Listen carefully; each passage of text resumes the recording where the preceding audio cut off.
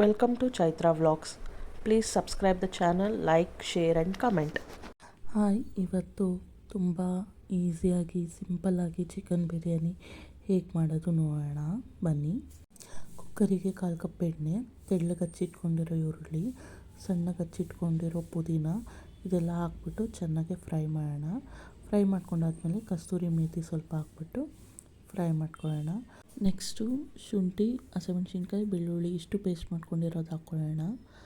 ಚೆನ್ನಾಗಿ ಹುರ್ಕೊಂಡು ಹಸಿ ಸ್ಮೆಲ್ ಹೋಗೋವರೆಗೂ ಹುರ್ಕೊಳ್ಳೋಣ.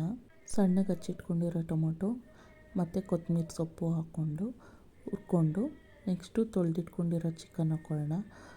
ಚೆನ್ನಾಗಿ ಮಿಕ್ಸ್ ಮಾಡಿ ಅದಕ್ಕೆ ಬಿರಿಯಾನಿ ಪೌಡರ್ ಹಾಕ್ಕೊಳ್ಳೋಣ. ಬಿರಿಯಾನಿ ಪೌಡರ್ ಹಾಕ್ಕೊಂಡು ಚೆನ್ನಾಗಿ ಮಿಕ್ಸ್ ಮಾಡ್ಕೊಳ್ಳೋಣ ಎಣ್ಣೆ ಬಿಡೋವರೆಗೂ. ನೆಕ್ಸ್ಟು ನೆನೆಸಿ ತೊಳೆದಿಟ್ಕೊಂಡಿರೋ ಅಕ್ಕಿನ ಹಾಕ್ಕೊಳ್ಳೋಣ. ಮಸಾಲೆ ಜೊತೆ ಚೆನ್ನಾಗಿ ಅಕ್ಕಿನ ಮಿಕ್ಸ್ ಮಾಡ್ಕೊಳ್ಳೋಣ. ಆವಾಗ ಟೇಸ್ಟು ಚೆನ್ನಾಗಿರುತ್ತೆ.